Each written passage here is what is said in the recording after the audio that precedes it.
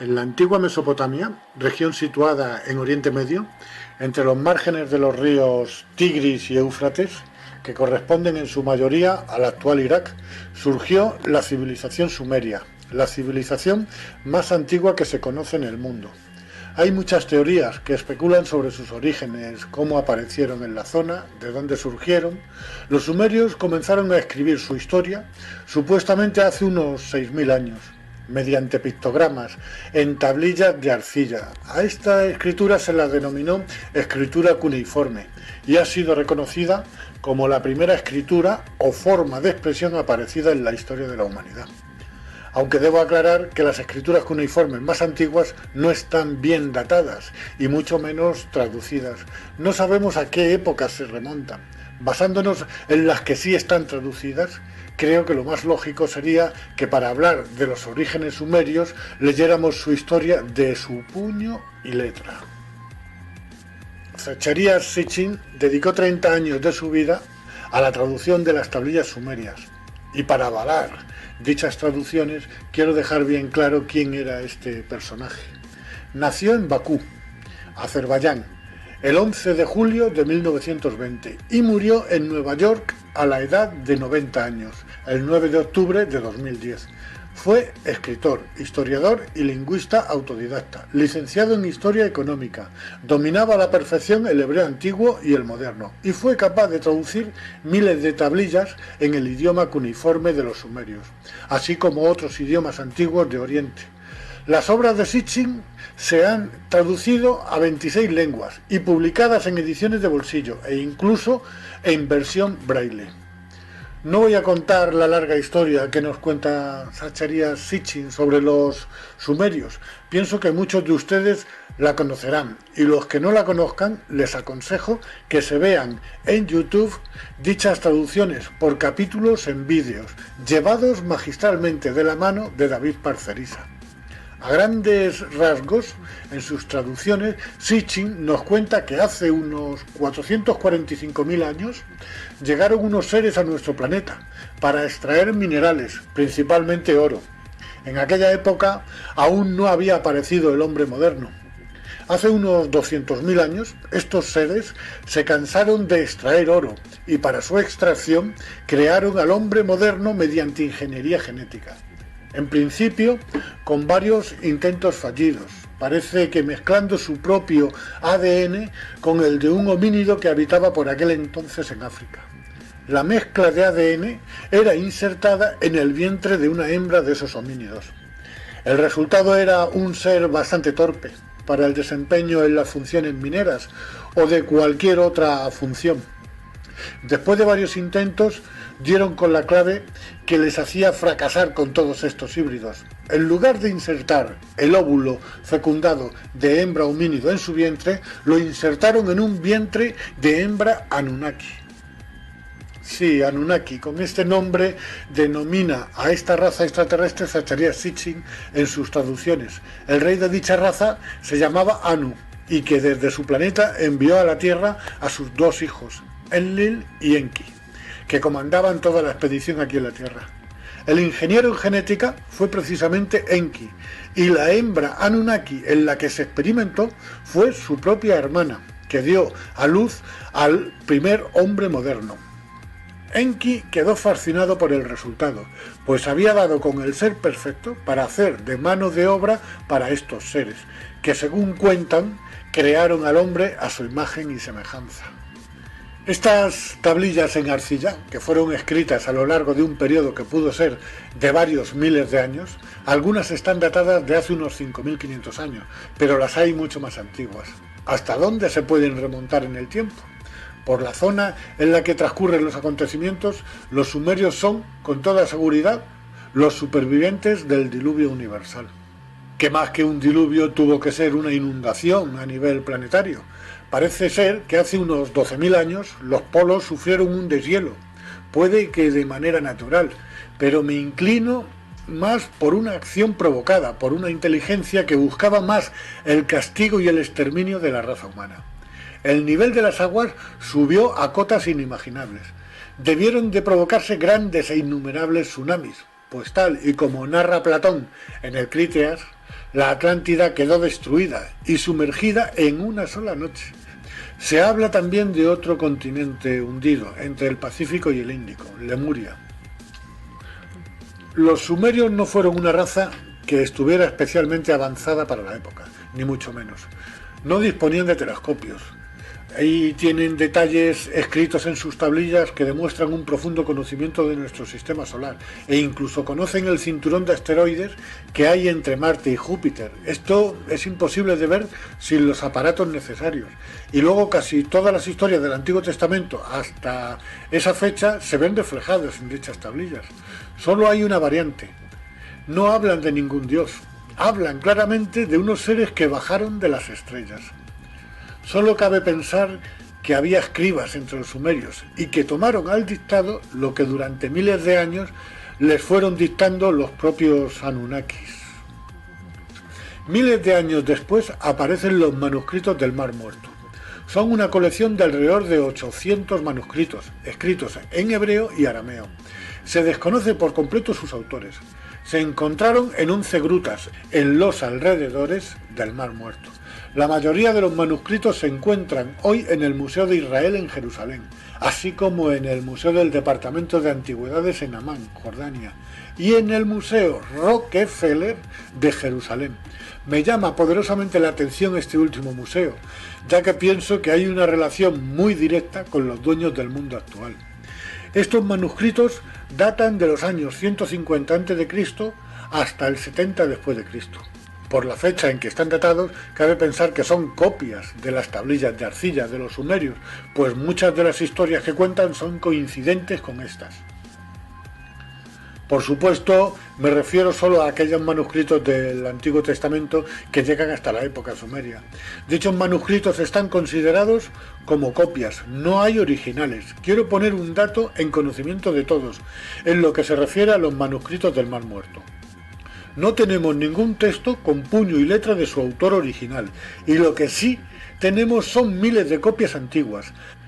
Alguien tuvo que traducir hace miles de años las tablillas sumerias al hebreo antiguo, de ahí la aparición de los manuscritos del Mar Muerto. Tuvo que ser un sumerio. Si no fuera así, hoy por hoy, creo que solo existirían poco más que los escritos del Nuevo Testamento, que son poco fiables, ya que en ellos existen más de 35.000 diferencias y contradicciones. En el Museo Nacional de Irak, en Bagdad, estaban expuestas las tablillas de arcilla, y digo que estaban porque con la invasión de Irak por parte de una coalición de países encabezada por los Estados Unidos, entre el 20 de marzo y el 1 de mayo de 2003, exactamente el 10 de abril de 2003, cuando entraron las fuerzas militares estadounidenses en Bagdad, actuaron como verdaderos saqueadores, entrando y destruyendo todo en el Museo Nacional de Irak. Los casi 200.000 objetos del museo, la mayor colección de antigüedades de Sumeria, Babilonia y Asiria en el mundo, fueron destruidas.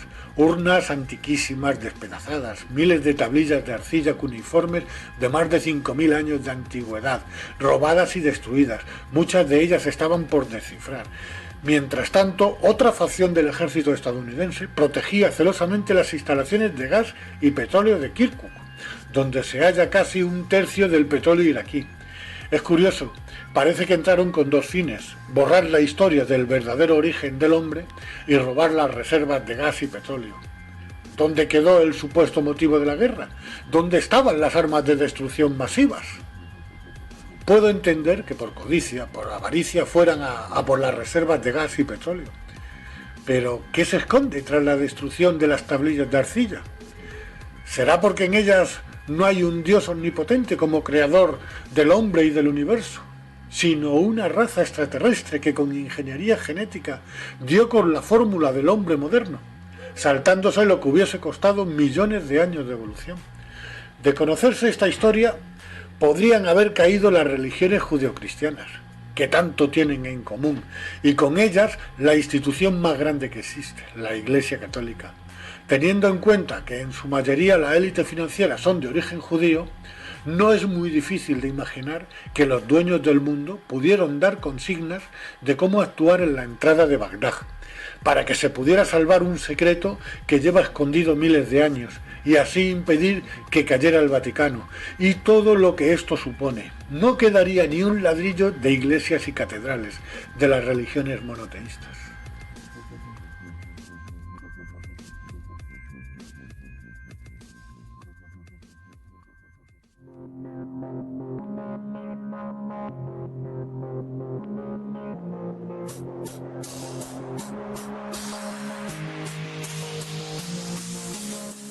Desde la primera traducción, hace miles de años, de un sumerio que hizo del lenguaje cuneiforme al hebreo antiguo, hasta los manuscritos del Mar Muerto, datados en el año 150 a.C., tuvo que haber una transición de copias y copias sobre copias, que terminó derivando de una historia de extraterrestres que bajaron de las estrellas y crearon al hombre moderno a su imagen y semejanza, a un Dios omnipotente que creó al hombre y al universo en 6 días y al séptimo descansó.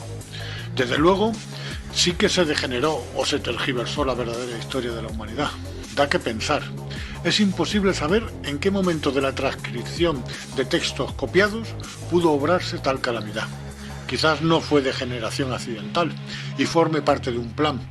Puede que la clave esté oculta en los sótanos del Vaticano, donde se esconden grandes secretos que nos han ocultado a toda costa, como si de ello dependiera su supervivencia.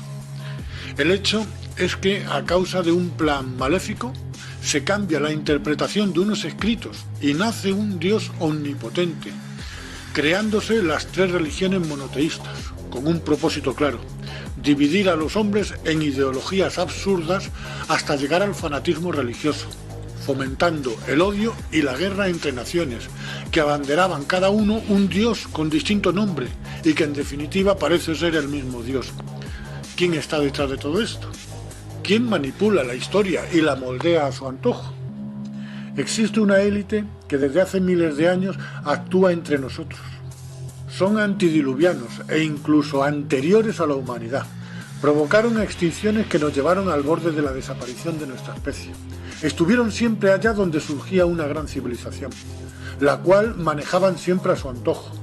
De Sumeria, de Babilonia y Asiria pasaron a Egipto y fueron testigos del nacimiento de una nueva civilización, en la que se erigieron como faraones y dioses supremos.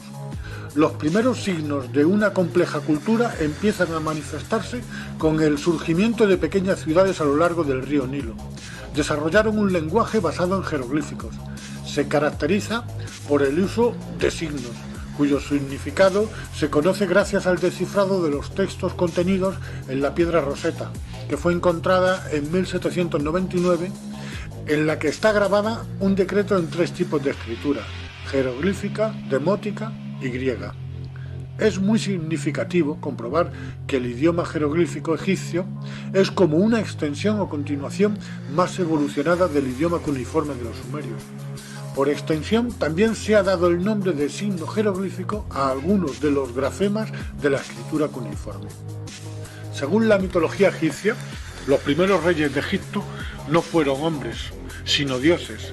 Al principio de los tiempos, el principal de los dioses, al que los egipcios denominaron Dios del cielo y de la tierra, fue Ptah. El dios Ptah cedió el gobierno de Egipto a su hijo Ra, que al igual que su padre llegó a la tierra en una barca celestial. El reinado de Ra duró 1000 años y le continuaron en el trono 5 dioses más: Su, Geb o Geb, Osiris, Set y Horus. Todos estos dioses tienen su equivalente en la mitología griega. Horus en la mitología griega era el dios Apolo. Siguiendo con la mitología egipcia, posteriormente el poder fue cedido a gobernantes semidivinos, mitad hombres, mitad dioses. Entre el año 3000 y el 2700 a.C. es cuando aparece la primera dinastía de gobernantes humanos, con los primeros asentamientos y núcleos urbanos en los márgenes del río Nilo, como ya mencioné anteriormente, en la figura del faraón Narmer, primer gobernante reconocido oficialmente por la egiptología, pues el resto de los anteriormente expuestos pertenece al mundo de la mitología.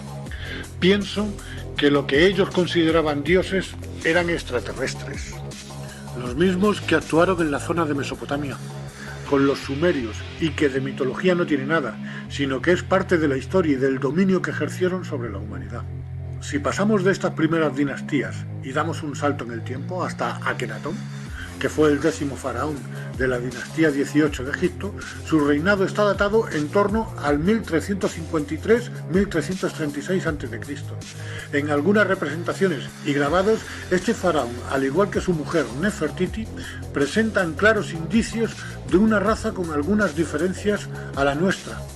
No sé si se les puede considerar dioses o semidioses, quiero decir extraterrestres o híbridos, aunque eran reacios a mezclarse con la plebe.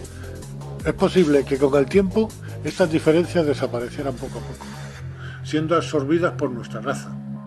Por supuesto, me refiero a los híbridos, que actualmente están entre nosotros y no podemos diferenciarlos. Casi con toda seguridad, su hijo fue Tutankamón, pues además sus restos presentaban las mismas diferencias que sus padres, Akenatón y Nefertiti, con respecto a nuestra raza. Vean el siguiente corto, que es parte del vídeo Otra raza humana existe, un extraterrestre auténtico.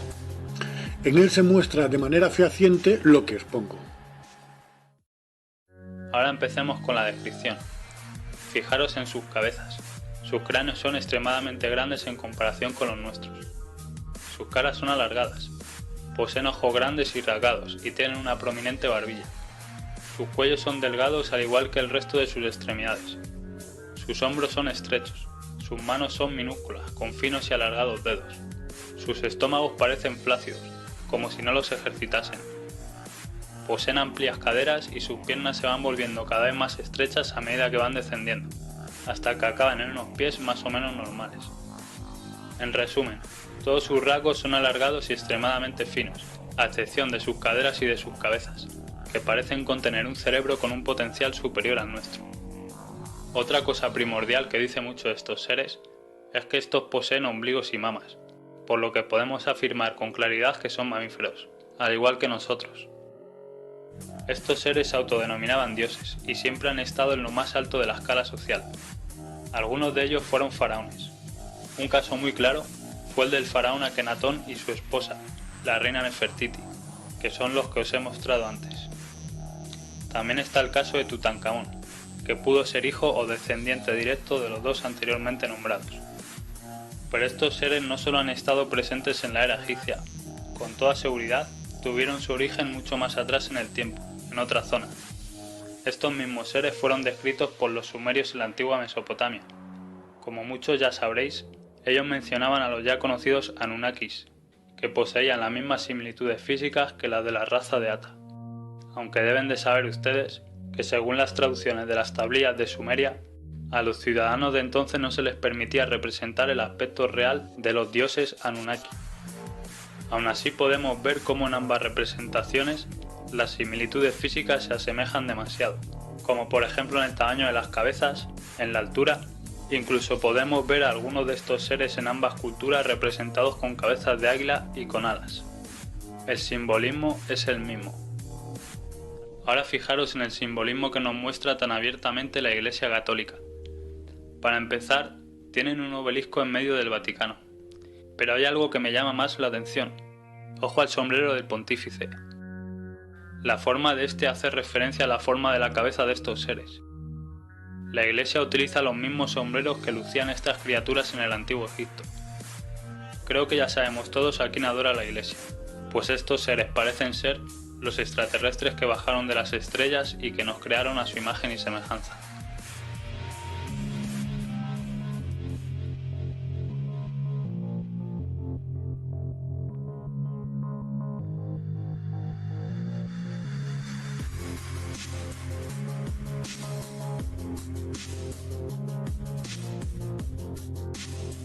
Les aconsejo que lo vean entero. Lo encontrarán en nuestro canal de YouTube, La Extinción que Viene. Les recuerdo el título. Otra raza humana existe, un extraterrestre auténtico. Según fue perdiendo fuerza el imperio egipcio, hasta su desaparición como potencia, empezó a emerger otro gran imperio, Roma, y hasta él se desplazaron estos seres para continuar con su manipulación.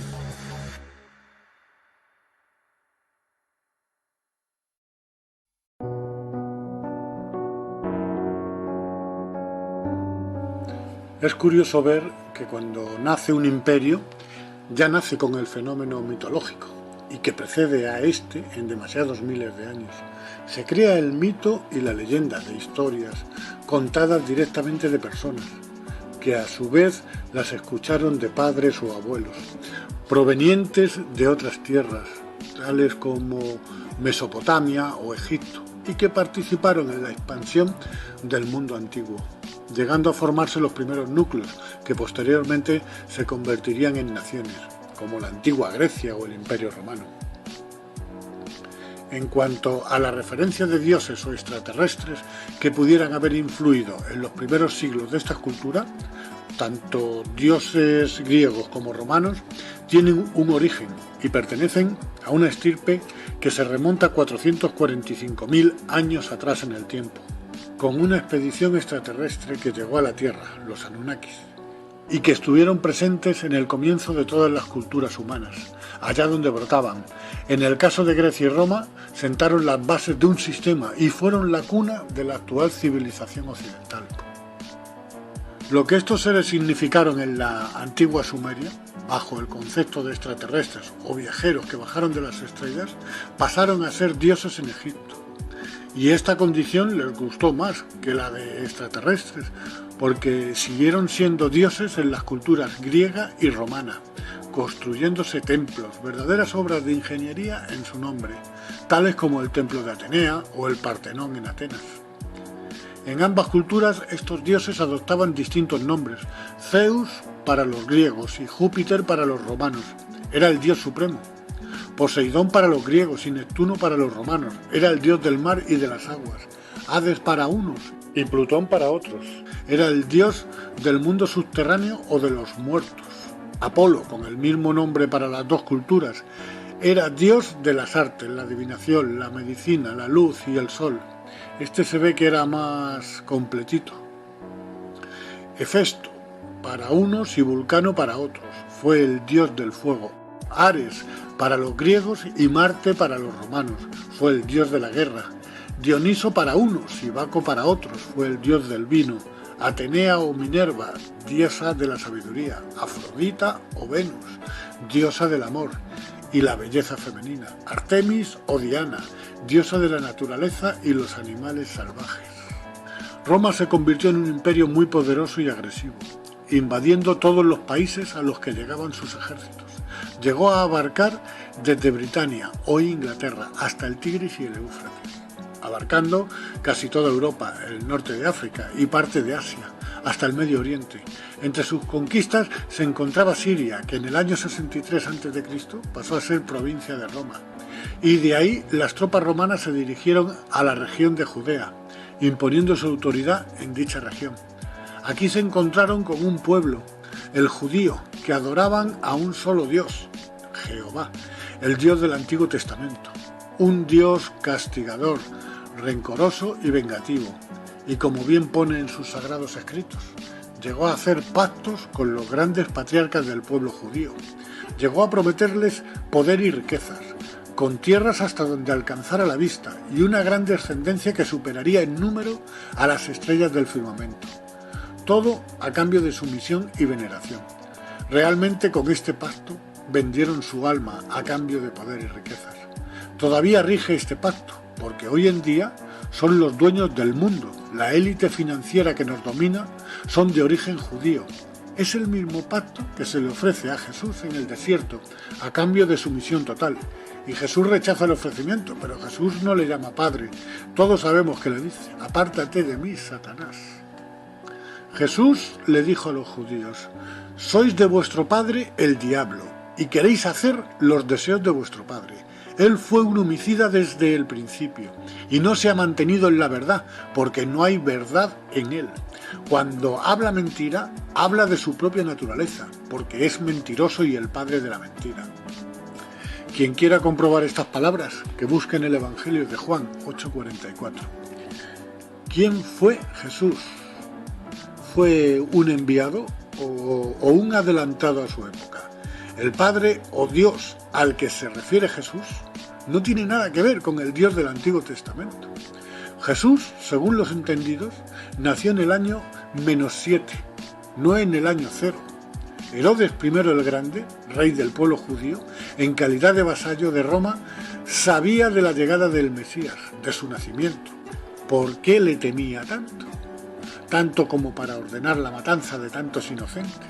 Como no sabía quién de todos los nacidos era el Mesías, este monstruo mandó matar en Belén, Judea, a todos los niños menores de 2 años. Más adelante, a los 33 años, son los líderes judíos los que con denuncias falsas entregan a Jesús a los romanos para que éstos lo crucifiquen. La verdad es que ni el Dios de los judíos ni los judíos querían a Jesús, le temían. De todos es conocido, Poncio Pilatos da a elegir al pueblo judío entre 2 personas, a quién dejar en libertad y a quién crucificar. Uno era un famoso asesino, Barrabás, y el otro era Jesús, y todo el pueblo judío pedía a gritos la crucifixión de Jesús. Su mensaje fue de amor y de paz para toda la humanidad, para todos por igual. Sin embargo, el Dios del Antiguo Testamento solo favorecía al pueblo judío, el pueblo elegido por Dios. Según consta en el Antiguo Testamento, destruyó pueblos enteros para que se fueran asentando familias y clanes judías, y a su vez dejar libre el paso de estos hacia la tierra prometida, donde hoy en día son nación, bajo el nombre de Israel, y siguen con el ejemplo de su Dios, pues siguen masacrando al pueblo palestino. Jesús intentó que su mensaje llegara a todo el mundo. Se creó un movimiento después de su muerte, alrededor de su figura, pues sus primeros seguidores, los primeros cristianos, debieron de ser auténticos, muy distintos a lo que poco después ocurrió, pues este movimiento fue adulterado y sus bases totalmente cambiadas o confundidas.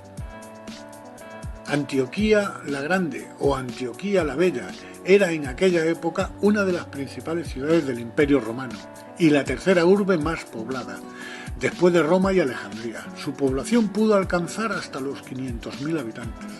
Se fundó en Antioquía una comunidad religiosa integrada por judeocristianos. Antioquía fue el primer lugar donde los discípulos fueron llamados cristianos, pues anteriormente eran considerados como una secta del judaísmo. En aquella época, es decir, principios del siglo II, el obispo Ignacio de Antioquía fue autor de 7 cartas que redactó en el transcurso de unas pocas semanas, donde parece ser que incluyó a los 4 evangelistas, Juan, Lucas, Mateo y Marcos, como los 4 evangelios auténticos, pasando a ser apócrifos el resto de evangelios. Muchos evangelios, entre los que se encontraban el de Judas, María Magdalena, Tomás o Felipe, escritos más fiables y contemporáneos de la época de Jesús, ya que los de Juan, Lucas, Mateo y Marcos son muy posteriores a la muerte de Jesús y tomados al dictado por estos, y en los que hay muchas contradicciones. El obispo Ignacio de Antioquía fue condenado a muerte en tiempos del emperador romano Trajano, acusado de profesar el cristianismo. Las leyes romanas perseguían y condenaban a muerte a los cristianos. A principios del siglo IV de nuestra era, cuando la población cristiana creció hasta ser el 50% de la población total, el emperador Constantino I el Grande, para evitar más enfrentamientos entre la población, convocó el primer concilio de Nicea en el año 325, que otorgó legitimidad legal al cristianismo en el Imperio Romano por primera vez, y parece que fundió las creencias de una parte politeísta con otra parte monoteísta.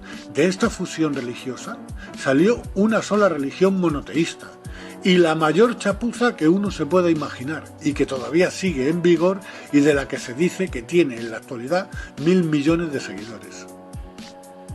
Yo me pregunto, ¿me estarán contando a mí entre sus seguidores? Porque resulta que si el dato viene de todos los bautizados, yo estoy bautizado, y como yo, muchísima gente a la que no se les preguntó si querían ser cristianos. Si a 1.000 millones le restamos los que no nos sentimos cristianos, ni tampoco somos practicantes, seguro que esta cifra bajaría muchísimo, a saber hasta qué cotas. Si Jesús levantara la cabeza, no se sentiría representado por esta iglesia, que lo único que hace es recaudar e invertir en bolsa y en oscuros negocios, en todas las industrias, para seguir creciendo como la mayor de todas las multinacionales, mientras que miles de niños mueren de hambre en el mundo. Su fuerza e influencia sobre los poderes políticos se ven reflejados en las subvenciones que reciben de casi todos los gobiernos y están libres de impuestos. Su conexión con la élite y el nuevo orden mundial es muy evidente. Hacia finales del siglo IV comenzó la decadencia del Imperio Romano y a finales del siglo V fue su caída. Viene la época de la Alta Edad Media o de la Edad Oscura, que abarca el periodo comprendido desde la caída del Imperio Romano hasta el feudalismo. Europa occidental emerge como una nueva civilización. El feudalismo reemplazó al Imperio Romano en Europa y empezaron a surgir los primeros reinos europeos.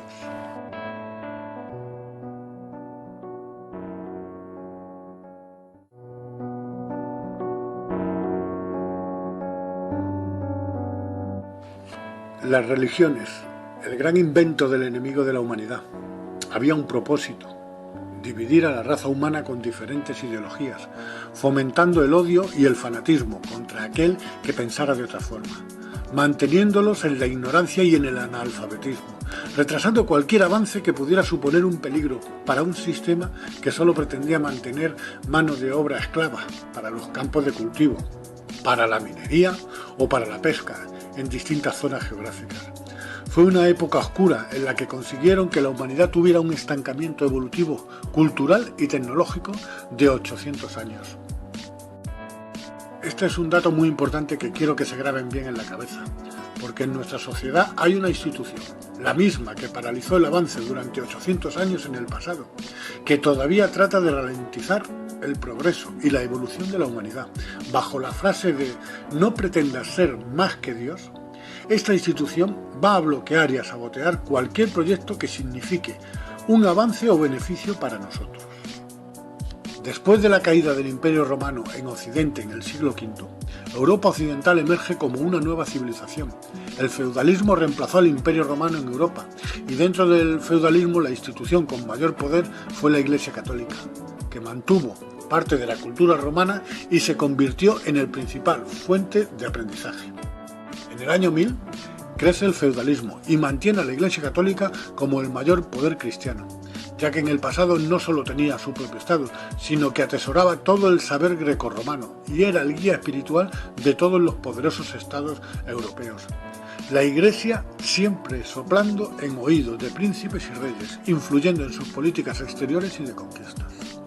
Las cruzadas fueron una serie de campañas militares impulsadas por el papado, motivadas por los intereses expansionistas tanto de la nobleza feudal y el afán hegemónico de la Iglesia, y llevadas a cabo por gran parte de Europa latina cristiana, con el único objetivo de establecer el control cristiano, traspasando fronteras sobre todas las tierras. Se libraron durante un periodo de casi 200 años, entre 1095 y 1291. Aunque otras campañas en España y Europa Oriental se prolongaron hasta el siglo XV. Las cruzadas fueron sostenidas principalmente contra los musulmanes, aunque también contra todo lo que consideraban pagano, rusos, mongoles y sobre todo contra los enemigos políticos de los papas. Los cruzados eran pobres e ignorantes analfabetos, con lavado de cerebro que les hacía ser ciegos fanáticos que creían estar en posesión de la verdad. Solo así se puede entender que abandonaran todo, tierra, familia, hijos, y se encaminaban a una guerra en tierras lejanas, pues eran herejes con un dios de nombre diferente. En 1129 la Iglesia Católica estableció la Inquisición para hacer a los europeos occidentales sus miembros por la fuerza. La Inquisición castigaba a aquellos que practicaban la herejía para que se arrepintiesen. Si no lo hacían, sufrían la pena de muerte. Durante este tiempo, muchos nobles gobernaron la Iglesia. La influencia de la Iglesia Católica romana había crecido enormemente debido a las conversiones de reyes paganos, como los escandinavos, polacos, húngaros, lituanos, más la reconquista cristiana del Al-Ándalus y las cruzadas. Como resultado, la mayor parte de Europa era católica romana en el siglo XV. Mediante el Tratado de Tordesillas, el Papa divide el mundo en dos y manda a los españoles y portugueses a ganar el mundo para su Dios, para los reyes católicos, como así también para la Iglesia. La evangelización era una meta de la conquista. La otra, por supuesto, era el oro que llegaría a las arcas del rey y a los altares de las iglesias. La fortuna del Vaticano fue acumulada en su mayoría por el saqueo a las víctimas de genocidios, como los incas y los protestantes, cuyos bienes fueron embargados durante la Inquisición. Los conquistadores españoles destruyeron el mundo de los aztecas, a quienes encarcelaron, torturaron y mataron en nombre de su dios cristiano, robando así enormes fortunas de oro. Veamos una cronología de los crímenes de la Santa Iglesia. En el año 382, Teodosio I suscribió edictos contra herejes y paganos donde se contemplaban condenas de muerte y confiscación de bienes. Se iba creando así lo que en el futuro sería la Santa Inquisición.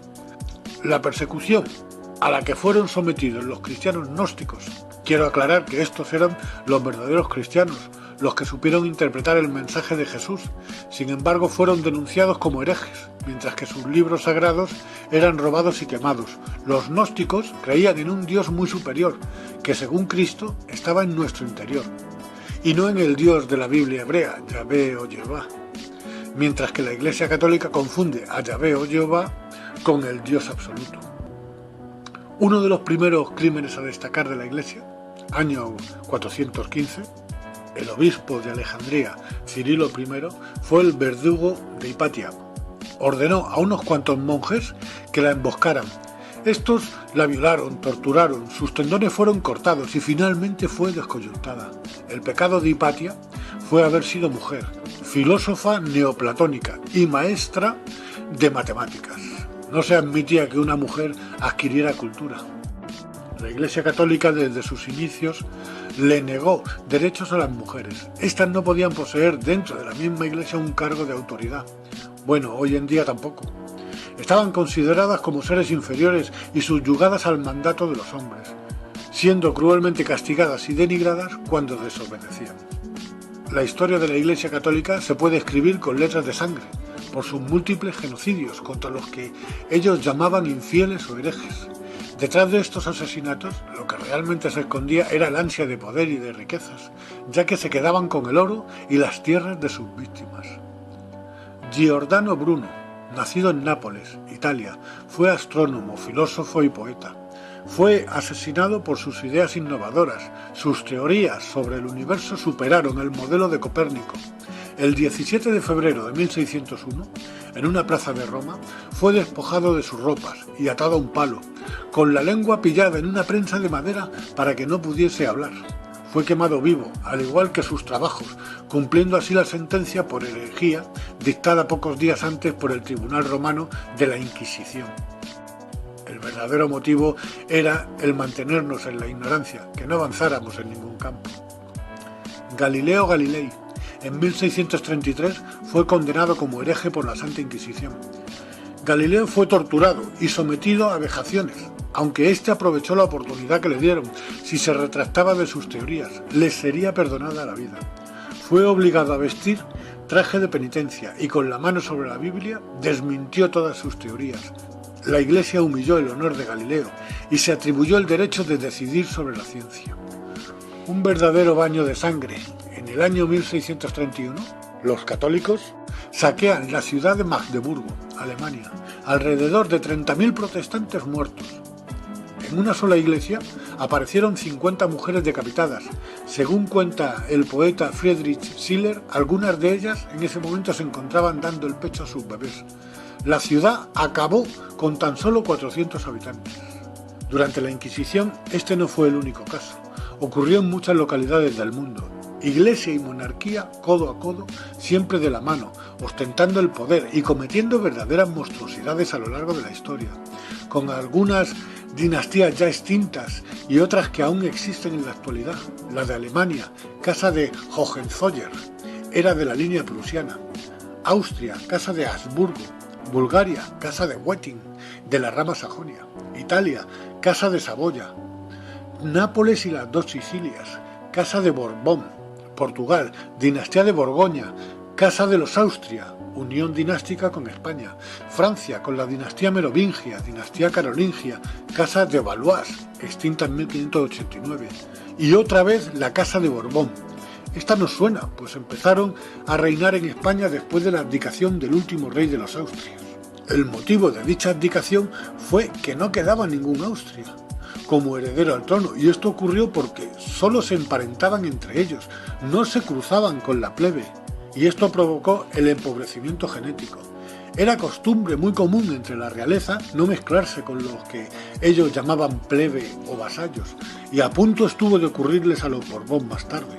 Otras dinastías aquí mencionadas se extinguieron, y también a muchas otras dinastías del mundo. Este detalle es muy importante, porque ya desde los tiempos sumerios, en el primer capítulo de esta serie, En busca de la verdad, ya ocurría entre los Anunnakis, como también ocurría en tiempos del antiguo Egipto, con los faraones citados en el segundo capítulo, como también en el tercer capítulo ocurría con los emperadores romanos, pues es de todos conocido cómo mantenían relaciones en muchas ocasiones con hermanas o hijas de las que tenían descendencia. Desde el principio de la historia ha sido un vínculo común en todas las esferas del poder. En Europa quedan 10 naciones con lo que políticamente es denominado monarquía parlamentaria. Hacia finales del siglo XVIII, con la Revolución Industrial, y finales del siglo XIX y principios del XX, empezó a florecer otro gran imperio en Norteamérica. Y gran parte del poder que hasta ahora estaba en la vieja Europa se trasladó allí para operar y dominar el mundo desde ese nuevo continente.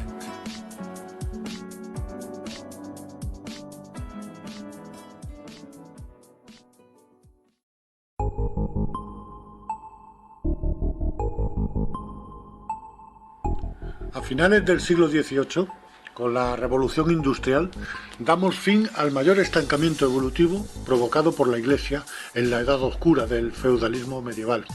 Comienza la Edad Moderna, con un conjunto de transformaciones socioeconómicas, tecnológicas y culturales. Durante la Edad Moderna se van gestando lentamente, junto con la Iglesia, el capitalismo y las entidades políticas, que parecen estar perfectamente coordinados para controlar en su beneficio a la gran masa. Siguiendo una línea desde el principio de los tiempos, veremos que nunca hemos estado solos. Es como si hubiéramos sido dirigidos dentro de un sistema en el que solo podríamos llegar a un punto, y ese punto es en el que nos encontramos ahora. Hay gente entre nosotros que en aquel tiempo pasaron por dioses, que parecen ser eternos y que guardan este secreto. Nos hacen creer que aquellos que pasaron por antiguos dioses solo eran mitos o leyendas, o sencillamente que se fueron hace miles de años, y que a consecuencia de esto el hombre hereda la tierra. Pero no es así. Están entre nosotros, son una línea híbrida que se remonta a un pasado antediluviano. Estas líneas híbridas se convirtieron en los gobernantes políticos y económicos, y seguimos siendo tan esclavos como en el pasado. Hay muchas evidencias, su simbología nos la plantan en la cara continuamente, a través de anuncios, logos, cadenas de televisión y en el propio papel moneda.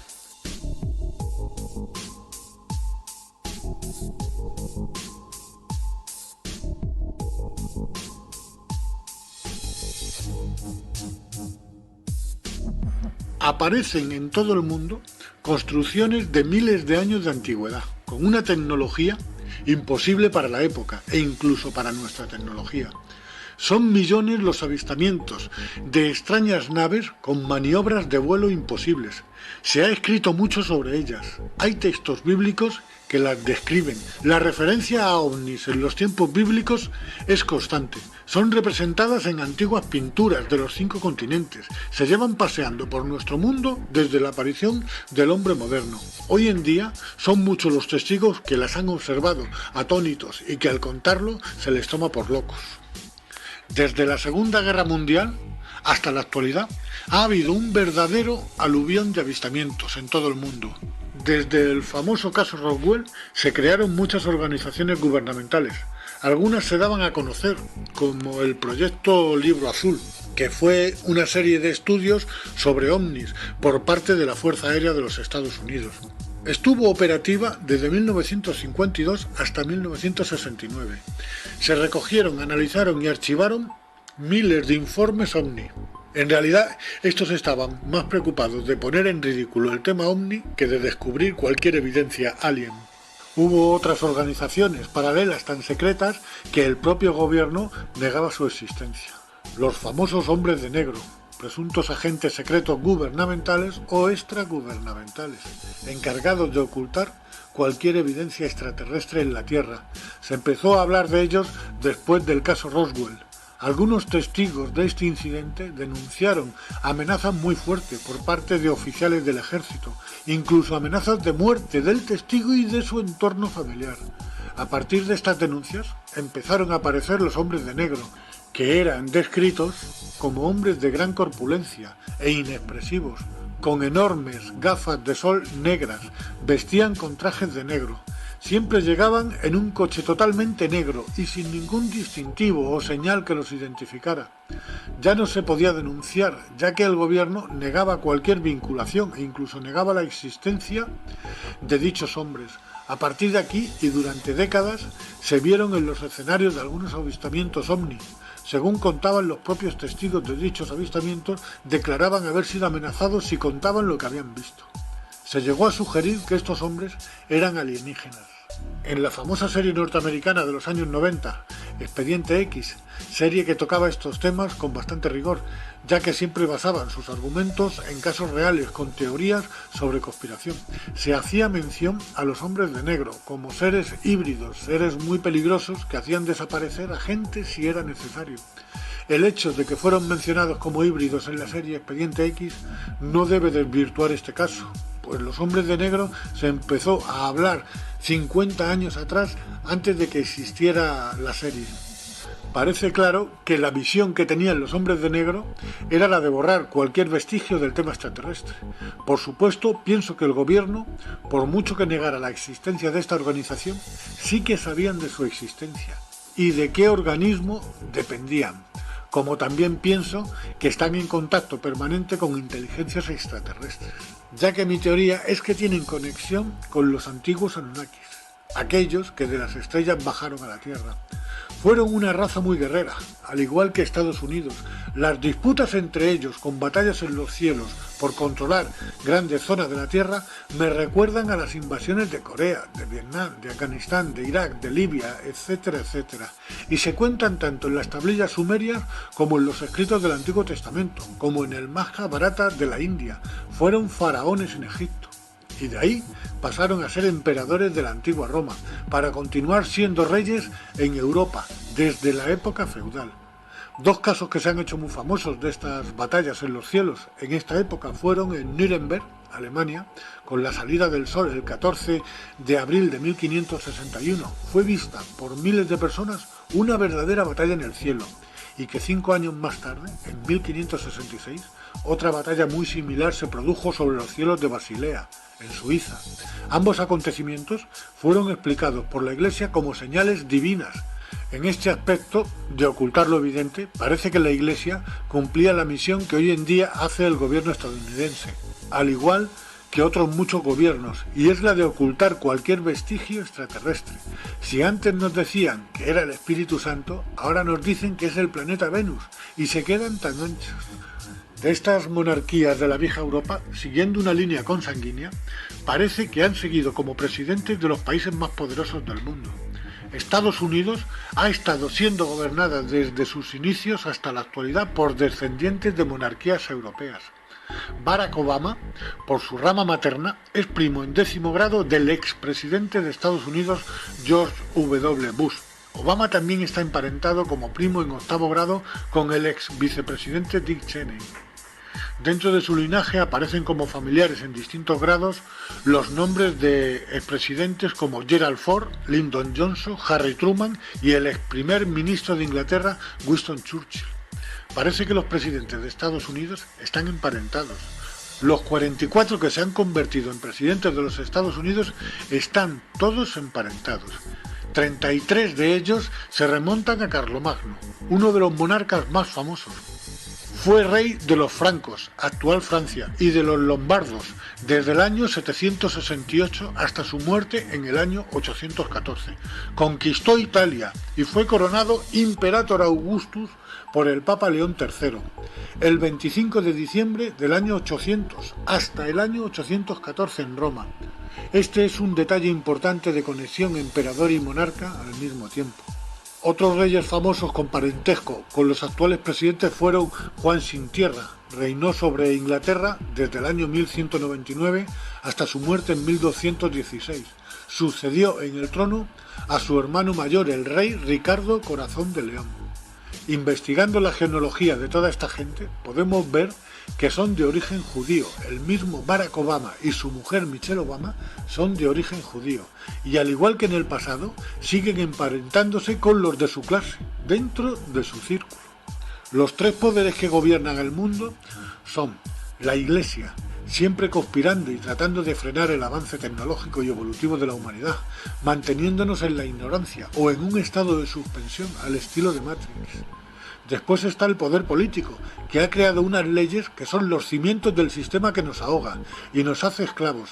Y detrás de estos, ocupando lo más alto en la cúspide de la pirámide, un poder oculto, una sociedad secreta tan poderosa que hace temblar a los cargos políticos más poderosos del mundo. Forman una sociedad cerrada, con un poder increíble, tienen un arma invencible, manejan la economía mundial, controlan todas las industrias, son una élite financiera, propietarios de los mayores bancos del mundo.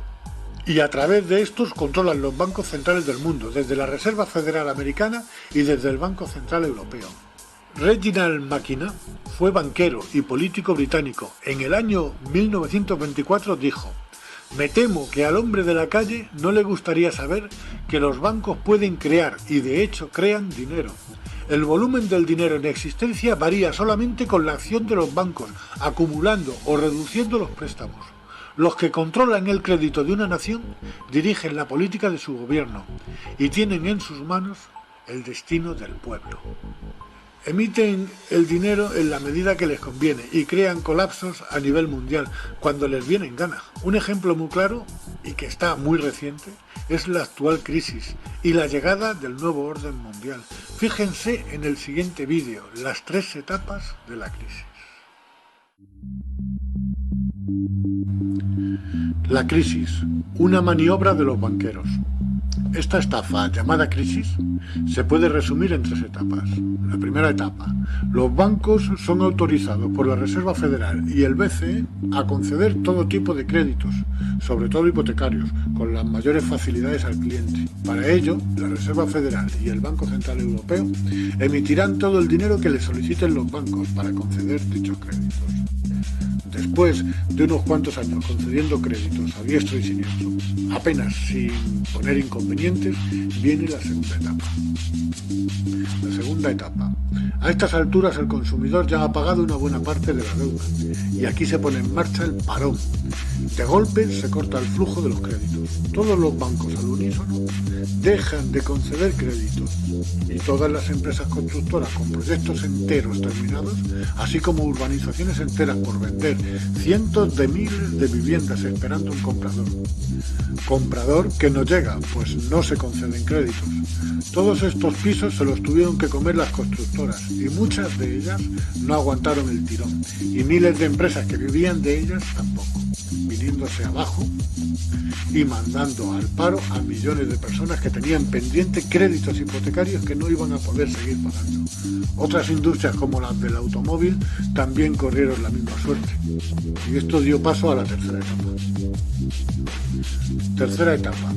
Los bancos, ante el impago de los créditos, inician su elaborado plan de quedarse con todo. Los desahucios no se hicieron esperar, quedándose con las viviendas y dejando a sus propietarios en la calle y con la deuda que les faltaba por pagar. Quiero aclarar que un crédito es un dinero adelantado que va existiendo en la medida que el consumidor lo va pagando mes tras mes. Bajo este principio hay que entender que los bancos prestan un dinero que no existe. Luego se quedan con las casas de sus víctimas que sí existen y que estuvieron pagando mes tras mes con un dinero que sí existe. Y se quedan con una deuda real que no deja levantar cabeza a nadie. Esto no es la primera vez que ocurre, porque esto mismo ya lo hicieron en 1910 y en 1929 con el famoso crack del Octubre Negro. La gente, al igual que ahora, se tiraban por las ventanas. Esto es el comienzo de una nueva era. El nuevo orden mundial está llegando a todas partes. Se avecina de nuevo la Edad Oscura, donde unos pocos se erigen como los dioses del pasado, para mantenernos bajo su pie como esclavos. Los causantes son la élite, o mejor dicho, el cártel de banqueros que domina el mundo, me refiero a los Rothschild, JP Morgan, Rockefeller, Warburg, etc., etc. Son de origen judío, al igual que los presidentes estadounidenses. El pacto que sellaron los grandes patriarcas con Yahvé o Jehová sigue estando en vigor. Siguen siendo el pueblo elegido por el Dios del Antiguo Testamento. Se prevé un enfrentamiento en el que quieren solucionar el problema de la superpoblación. Y como si fuéramos ganado, pretenden sacrificarnos. Provocarán la Tercera Guerra Mundial. Todo nuestro mundo está a punto de venirse abajo. Depende del resultado de una próxima guerra en la que quieren reducirnos a menos de la mitad de la población mundial. Se ha activado una cuenta atrás. Nos estamos quedando sin tiempo para organizarnos, para poder hacer frente a este enemigo tan colosal, que ha sabido dividirnos y enfrentarnos a nosotros mismos. Nuestra supervivencia depende de la unión, que se pongan de nuestro lado los ejércitos y fuerzas del orden de todo el mundo, porque si siguen del lado del enemigo capitalista, pereceremos.